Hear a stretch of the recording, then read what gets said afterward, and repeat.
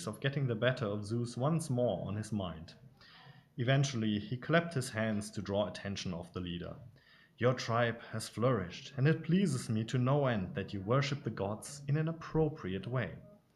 All thanks to you, the leader said, bowing so far down that Prometheus worried his forehead might touch the ground. Today I showed you fire, but I promised more than that. You shall learn how to create fire. There, go get that branch. Prometheus pointed at a tree limb that had broken off and lay on the ground. The man did not understand, but he obeyed the command. He stood before the fire expectantly. Go ahead, Prometheus said. Hold the branch into the fire. The man did as he was told, and awestruck chatter rose around him when he walked around with the burning wooden stick. He allowed the fur-clad wild man to prance triumphantly around the camp, getting used to the flame he carried.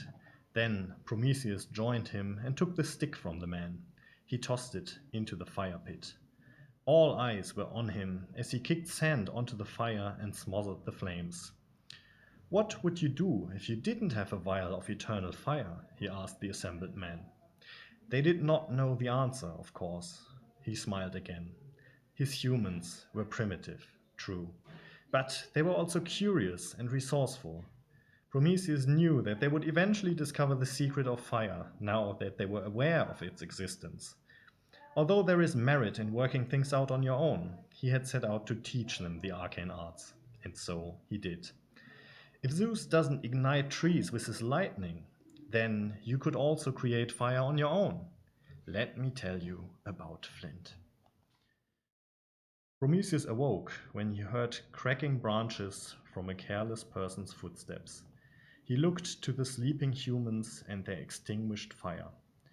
Earlier they had renewed the flames under his guidance. Now that they no longer needed to perpetually feed it, the humans had allowed it to go out. They rested assured in their knowledge that they could start it again if they desired to do so. He rose to meet the approaching people. A moment later, 2 Olympian guards armed with swords approached the camp. Prometheus, you are under arrest! Around him, the humans awoke from their slumber. They reacted to the hostile tone of the Olympians and waved their spears at them in a menacing way. Prometheus smiled at the swordsmen. As you can see, you are outnumbered. One of the guards wrinkled his nose. How can you stand the stench of these savages? I think I'm going to be ill. The other guard narrowed his eyes. Don't be a fool, Prometheus. There may only be 2 of us, but we are better armed and better trained than these creatures. I ask you, will you come peacefully? A tug on his sleeve alerted Prometheus to the presence of the human leader. My lord, the savage man said, do these men bother you? Shall we slay them in your honor? Prometheus patted the man's hand. There is no need. It already honors me that you are willing to defend me. However, I am capable of looking after myself. I shall accompany them to Zeus' domain. But, my lord, what will happen to you? The leader asked. Will we see you again? I do not know, Prometheus said, but it does not matter. The important thing is that you know the secret of fire. Go and wield it to the benefit of all. As the leader grunted in affirmation and withdrew, Prometheus extended his arms with his wrists held together. I will indeed accompany you on my own accord. Lead the way.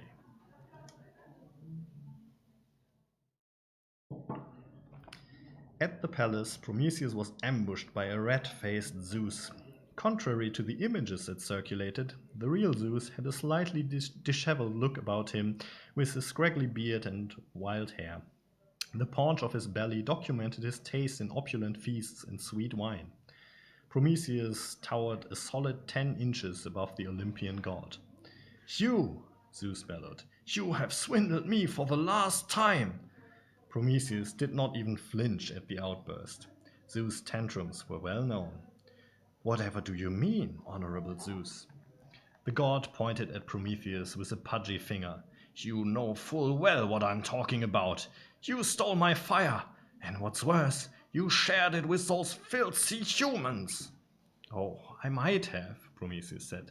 He shot an insolent smile at Zeus. But I won't admit to anything. Can you prove your accusations? The god's features darkened, and his skin took on a shade of even deeper red. This is the last straw, my friend. Zeus held up his index finger.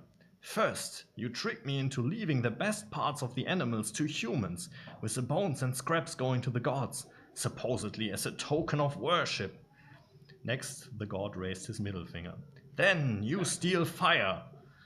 But the final insult is lying to me about it. Zeus raised his ring finger, holding up 3 fingers in total. In my defense, Prometheus planned to lull Zeus in with a charming explanation of what was going on, but the god interrupted him. No! Be quiet and listen, Zeus said. You've disobeyed me for the last time. I'm tired of your little schemes and dread the. But mighty Zeus, Prometheus said as he started another attempt to placate the raging god. Be quiet! Zeus stared at him with madness in his eyes. He extended his arm toward Prometheus. An instant later, a bolt of lightning shot toward the Titan. A deafening roar of thunder accompanied the impact.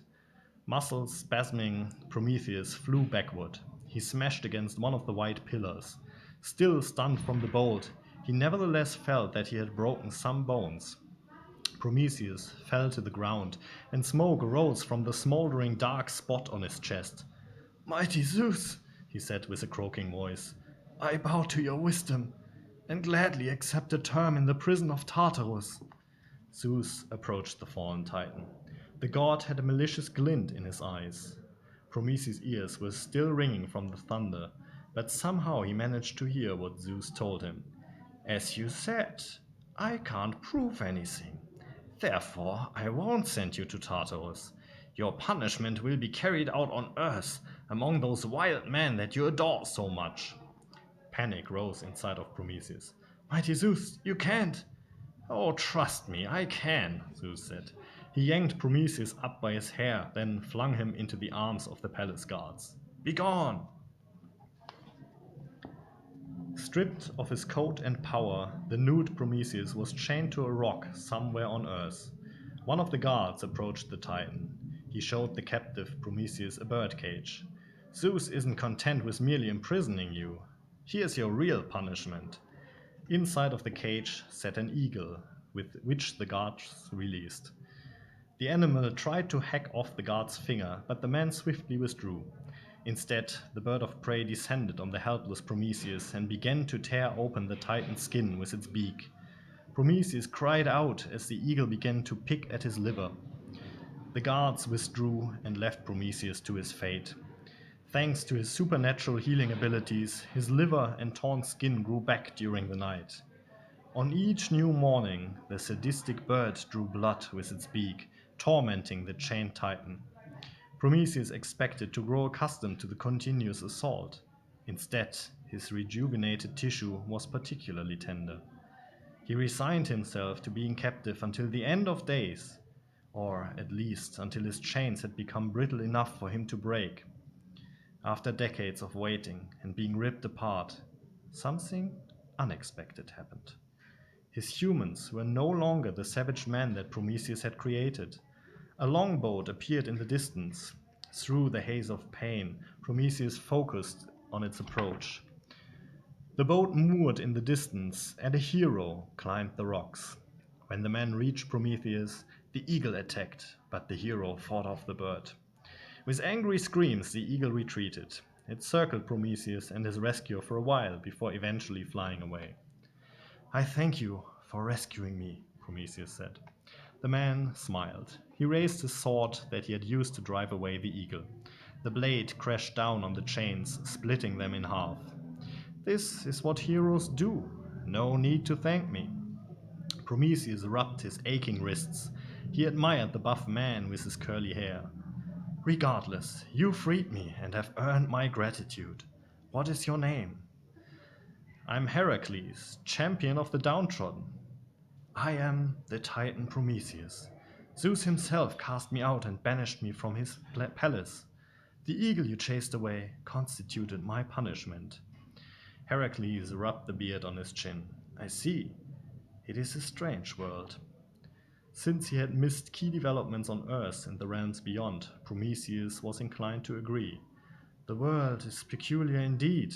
He wondered whether there was more to Heracles' remarks, however. Is there anything in particular you're referring to? I'm just thinking, Heracles said. He walked around on the rocky plateau, pointing at the Titan with his sword, and then swiping the weapon in an arc at the surrounding landscape. You are of supernatural origin. If anything, you should be imprisoned in Hades or Tartarus, yet you remain here on Earth. Several mortals, on the other hand, are spending their days in Tartarus. What? Prometheus felt anger rising inside of him. The gall of that Zeus knows no bounds. How many are there?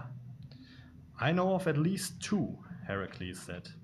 Tantalus and Sisyphus were mortal kings, and they were both sent off by Zeus himself. Prometheus straightened at the prospect of interceding on behalf of his subjects. I must free them. Heracles raised his left hand. Before you do anything rash, consider this. They were both bad people. They deserve punishment. Of course, Prometheus said, I can agree with that if they were wicked men. However, mortals should answer to mortal courts. This is not a matter fit for Zeus' judgment. I have to break them out. Heracles looked troubled. Are you sure that you're not just doing it to spite Zeus? Prometheus smiled. Perhaps there is an element of that as well. However, friend Heracles, what I said is also true. You cannot negate a true statement with another nugget of truth. So it is settled. I will go because I cannot not go. Heracles bowed. Very well. Safe journey and good luck. He threw his blade into the air. It rotated around, and Heracles caught the tip of the sword on its way down. He offered the weapon to Prometheus with the handle first. Here, take this. Prometheus accepted the sword. He smiled in appreciation of the gesture, even though it would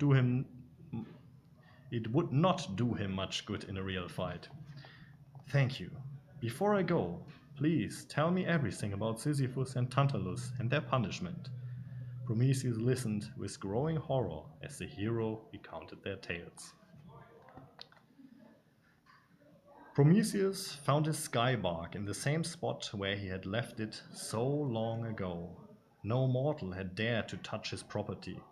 He could not blame them, considering the brutal punishment meted out by Zeus for any infraction against the gods.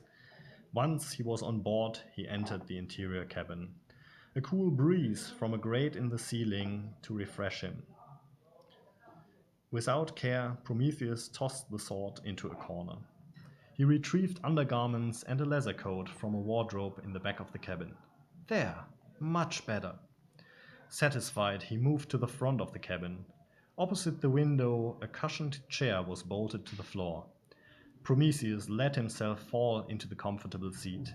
His hands reached for a console that was attached to the armrest. With a push of a few buttons, his skybark retracted its anchor and rose into the air. Prometheus heard the water dripping down the hull of his bark. The acceleration pressed him into the chair as the skybark shot straight up. Merely a few clouds obscured the sky, and the ground was nowhere to be seen in the window ahead. Tartarus lay below Earth, below Hades even, but instead of traveling through a maelstrom, Prometheus decided to travel the long way around. Since he did not expect any obstacles on his Tartarus-bound route, he transferred control to his skybark. Prometheus reclined his chair until he almost lay in a horizontal position. It would be a long journey, so he closed his eyes to catch some well-deserved rest. Prometheus awoke when his bark rocked a bit on the shores of Tartarus. He blinked a few times. His bones ached. Apparently even the comfortable reclining chair proved to be unpleasant after hours of sleep. Prometheus got up and cracked his stiff neck. He left the bark and jumped into the knee-deep water. The sky of Tartarus loomed in ominous dark purple, almost black shades above him. The water had a red hue to it, which reminded him of blood. Prometheus strode ashore. With uneasy steps on the grey gravel, he approached the gate of a structure made of black rock that rose high up into the air. This must be the